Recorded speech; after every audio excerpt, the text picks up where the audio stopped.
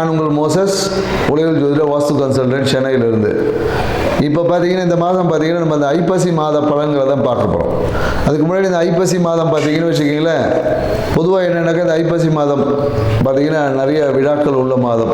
ஏன்னா இந்த மாதத்தில் தான் பார்த்தீங்கன்னா தீபாவளி, பசங்களுக்கெல்லாம் ஒரே கொண்டாட்டம், எப்போ பட்டாசு வாங்கி தருவாங்கன்னு சொல்லிட்டு. ஏன்னா இந்த மாதம் நிறைய பலகாரங்கள் எல்லாம் செய்வாங்க, நிறைய ஸ்வீட்ஸு, நிறைய இனிப்பு பலகாரங்கள் இந்த மாதத்தில் நிறைய இருக்கும். அதே போல் நல்லா பார்த்தீங்கன்னா நல்ல இந்த முறுக்கு, அதிரசம், ஒட்டவடைன்னு சொல்லிட்டு அப்படியே இந்த வறுத்த உணவுகளை அதிகமாக நம்ம எடுத்துப்போம். மேலும் பார்த்தீங்கன்னா குடும்பத்தில் எல்லாருக்கிட்ட ஒரு மகிழ்ச்சி வந்து இந்த காலத்தில் ரொம்ப அதிகமாக இருக்கும். குடும்பத்தில் பார்த்தீங்கன்னா மகிழ்ச்சி இருக்குது. ஏன்னா தீபாவளிக்கு போனஸ் கொடுப்பாங்க, நிறைய பேர் பண்டு போட்டிருப்பாங்க. இது எல்லாமே இந்த மாதத்தை வந்து சிறப்பிக்கக்கூட ஒவ்வொரு காரணம் இருக்குது. அதே போல் தான் பார்த்தீங்கன்னா இந்த ஐப்பசி மாதம் பார்த்தீங்கன்னா நிறைய கிரக மாற்றங்களும் இருக்குது. ஏன்னா இந்த குரு பகவான் பார்த்தீங்கன்னு வச்சுக்கோங்க, அதிசாரமாக கடகத்தில் வர்றார், ஐப்பசி மாத தொடக்கத்திலே வந்துடுறார். மேலும் பார்த்தீங்கன்னா புதன் பகவான் பார்த்தீங்கன்னு வச்சுக்கோங்க, இந்த ஐப்பசி மாதத்தில் பார்த்தீங்கன்னா விருட்சகத்துக்கு போகிறார், துலாத்துலேருந்து விருட்சகத்துக்கு போகிறார். மேலும் செவ்வாய் பகவானும் பார்த்தீங்கன்னா இந்த மாதம் துலா ராசியிலேருந்து விருட்சகத்தில் போய் ஆட்சியாக உட்கார போகிறார். மேலும் பார்த்தீங்கன்னு வச்சுக்கோங்க, சுக்கிர பகவானோட பயிற்சியும் இருக்குது. ஏன்னா சுக்கிர பகவான் பார்த்தீங்கன்னா நவம்பர் 2ஆம் தேதி பார்த்தீங்கன்னா கன்னியிலேருந்து துலாத்துக்கு வர்றாரு ஆட்சியாக. ஸோ மேலும் பார்த்தீங்கன்னா சூரிய பகவான் பார்த்தீங்கன்னா ஐப்பசி மாதம் எப்போதும் துலா ராசியில் இருப்பார். ஏன்னா துலா ராசியில் பார்த்தீங்கன்னா சூரிய பகவான் நீசம். ஸோ இப்படி இவ்வளோ கிரக மாற்றங்கள் இந்த மாதத்தில் இருக்கிறதுனால நிறைய விஷயங்கள் இந்த மாதத்தில் நடக்க போகுதுன்னு சொல்லலாம். எல்லா ராசிக்காரர்களுக்கும் ஏதோ ஒரு விதத்தில் ஆரம்ப கட்டங்களில் நிறைய நற்பலன்களையும், மாத பாதிக்கு அப்புறமா சில நற்பலன்கள் குறையவும் வாய்ப்பு இருக்குது. சில ராசிக்காரர்கள் பார்த்தீங்கன்னா ஆரம்ப கட்டத்தில் நற்பலன்கள் கொஞ்சம் கம்மியாக இருக்கும். ஒரு மாத நடுவில் அப்புறமா பார்த்தீங்கன்னு வச்சுக்கோங்க, பாதிக்கு மேலே பார்த்தீங்கன்னா நற்பலன்கள் அதிகமாக கிடைக்கக்கூடிய வாய்ப்புகள் எல்லாமே இருக்குது. பொதுவாக இந்த தீபாவளிக்கு பார்த்தீங்கன்னா நம்ம யம தீபம் ஏற்றுவோம். ஏன் இந்த யம தீபம் ஏற்றணும் அப்படின்றதுக்கெல்லாம் நிறைய விளக்கங்கள் இருக்குது. ஏன்னா யம தீபம் ஏற்றி இந்த மாதத்தில் பார்த்தீங்கன்னா காலையில் தீபாவளிக்கு காலையில் சுட சுட மட்டன் சாப்பிட்றது, நல்லா காலையில் கறி சாப்பிட்றது, மேலும் கங்காஸ்தானங்கள் காலையில் விடிய காலையில் கங்காஸ்தானம் செய்வோம். ஸோ இந்த மாதிரி நிறைய நிகழ்வு எல்லாமே இந்த மாதத்தில் இருக்கும். இந்த மாதத்து இதெல்லாம் ஏன் செய்யணும் அப்படின்ற ஒரு இருக்குது. ஏன்னா இதுக்கு ஆன்மீகத்தில் நிறைய விஷயங்கள் சொல்லியிருப்பாங்க. ஏன்னா நரகாசுரனை வதம் பண்ணதுனால நம்ம அதை கொண்டாடுறோம் அப்படின்னு சொல்கிறாங்க. இங்கே நரகம் என்னாவே என்ன சொல்லுவோம்னா, நம்ம இருட்டு, குளிர்ச்சி, இது ரெண்டு தான் நரகம். ஏன்னா இருட்டில் தான் பார்த்தீங்கன்னா பயம் இருக்கும். ஏன்னா நரகத்தில் பயம் இருக்கும் இல்லையா, சொல்லியிருப்பாங்க எண்ணெய் கஷ்டத்தில் போட்டு வறுப்பாங்கன்னு சொல்லி, அந்த பயம். அதே போல் குளிர்ச்சியில் பார்த்தீங்கன்னு வச்சுக்க, நமக்கு உடம்பு நடுங்கி நம்மளுடைய ஒரு ரொம்ப சோம்பலாக இருக்கும். ஏன்னா இந்த ஐப்பசி மாதத்துக்கு அப்புறம் பார்த்தீங்கன்னா இருட்டோட தன்மை அதிகமாக இருக்கும், பகலோட தன்மைகள் குறையும், வெப்பத்தோட தன்மையில் காற்றுலேயே பார்த்தீங்கன்னா ஒரு சில்லுன்னு காற்றடிக்கும். காற்றுல பார்த்தீங்கன்னா குளிர்ச்சி, ஈரப்பதம் அதிகமாக இருக்கும். ஸோ அப்போ இந்த விஷயங்களை, ஏன்னா இது எல்லாமே பருவகால மாற்றங்களுக்கு ஏற்றாப்படி நம்மளுடைய வாழ்க்கை முறையில் சில மாற்றங்களை செய்து கொண்டால் நம்ம வாழ்க்கை சிறப்பாக இருக்கும். அப்படின்றதுனால தான் சில நிகழ்வுகளை அந்த பருவகால மாற்றத்தின் தொடக்கத்தில் நம்ம செய்வோம். ஏன்னா நம்ம தீபாவளி அன்றைக்கி கங்காஸ்தானம் குளிச்சிடுவோம், அதோட கிடையாது. கங்காஸ்தானம்லாம் அதுக்கப்புறம் பார்த்தீங்கன்னா நைட்டு எல்லாம் 10 மணிக்கு 11 மணிக்கு சில பேர் சாயந்தரம் தான் குளிக்கிறாங்க. ஸோ அப்போ என்னென்ன இந்த காலகட்டத்தில் கங்காஸ்தானம் என்பதுக்கு குளிக்கணும், சுடு தண்ணியில் குளிக்கணும். ஏன்னா கங்காஸ்தானம்னாவே சுடு தண்ணியில் குளிக்கிறது தான். ஏன்னா அதுக்கு பின்னாடி பெரிய உடனே கங்காஸ்தானம்னா அப்படியே அதுக்கெல்லாம் கேட்காது. ஏன்னா அதுக்கு பின்னாடி மிகப்பெரிய மருத்துவ விஷயங்கள்லாம் இருக்குது, நிறைய இருக்குது. ஏன்னா இந்த காலகட்டம் குளிர்காலம், இந்த காலத்தில் போயிட்டு நான் வந்து குளிர்ந்த தண்ணியில் தான் குளிப்பேன்னு நிறைய வாதம் சார்ந்த விஷயங்கள் வந்துடும். ஸோ அதனால் மிதமான சூடு உள்ள தண்ணியை குளிக்கணும் அப்படின்ற ஒரு அறிவியல் விஷயத்தையும் புரிஞ்சுக்கணும். மேலும் இந்த காலகட்டத்தில் என்னென்னாக்கா வறண்ட உணவுகள், அதாவது இந்த காலத்தில் போயிட்டு நான் பழம் சாப்பிட்டாலும் சளி பிடிச்சிடும், ஃப்ரூட்ஸ்லாம் அதிகமாக இந்த காலகட்டம் எடுக்கக்கூடாது. வறண்ட உணவுகள், ஆயில் ஐட்டமாக எடுக்கணும். ஏன்னா கொழுப்புத்தன்மை நம்ம உடம்புல இருந்தால் தான் குளிரை எதிர்கொள்ளக்கூடிய ஆற்றல் நமக்கு கிடைக்கும். அப்படின்றதுனால தான் வறண்ட அந்த மட்டன் சாப்பிட்றது, வறண்ட அது முறுக்கு அதிரசம் இனிப்பு உணவுகளை சேர்த்துக்கொள்ளும் போது நம்மளுடைய உயிர்த்தன்மை நல்லாயிருக்கும் அப்படி. ஏன்னா ஆன்மீகம் சார்ந்த விஷயத்தில் நிறைய விளக்கங்கள் நிறைய பேர் கொடுத்துருப்பாங்க. ஸோ நம்ம இது வாழ்வியல் சார்ந்த விஷயத்தில் ஒரு சிறிய விளக்கத்தை நம்ம புரிஞ்சுக்கணும். எதுக்கு இந்த காலகட்டத்தில் பொங்கல் அப்போ ஏன் பொங்கல் தான் செய்கிறோம் இல்லையா, அப்போ ஏன் அதிரசம் முறுக்கெல்லாம் செய்கிறதில்லை நம்ம. ஸோ பருவ காலங்களுக்கு ஏற்ற மாதிரி நம்மளுடைய உணவு பழக்க வழக்கம் இதை தான் பாரம்பரியம் சொல்லுது. ஏன்னா நம்ம இன்றைக்கி பாரம்பரிய விஷயங்களில் நிறைய மறந்துட்டோம். தீபாவளி வந்தால் ஒரு சினிமா பார்க்குறதோட முடிஞ்சு போச்சு. போய் புது படம் பார்த்துட்டு 4 பட்டாசு வெடிச்சுட்டு கவர்மெண்ட் கவுந்தடிச்சு படுத்துக்க வேண்டியதாக இருக்குது. ஸோ இது வாழ்க்கையில் நம்ம முன்னோர்கள் நமக்கு கொடுத்த வரக்கூடிய காலங்களை எதிர்கொள்ளக்கூடிய ஆற்றல் நம்ம ப்ரிப்பரேஷன். ஏன்னா மார்கழி மாதம் குளிர் தாங்க முடியாது. அதுக்கான ப்ரிப்பரேஷனை முன்னாடியிலேருந்து இந்த காலகட்டத்தில் நம்ம தொடங்கும்.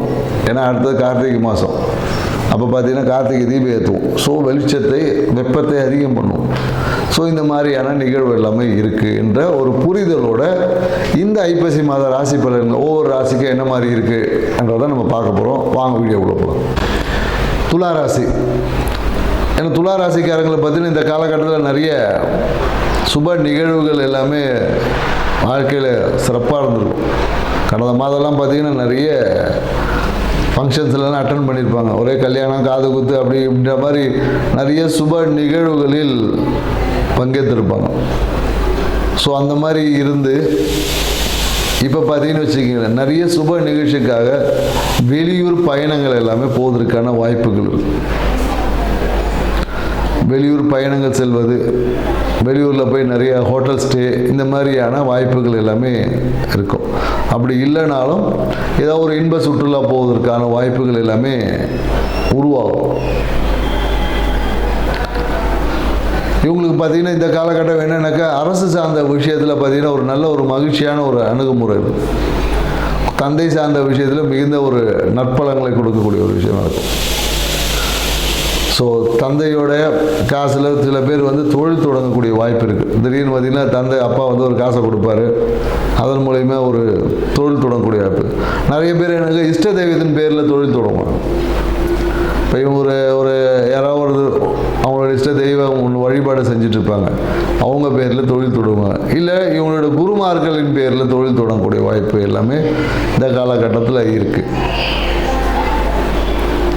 ஸோ பார்த்தீங்கன்னா முயற்சிகளால் சிறிய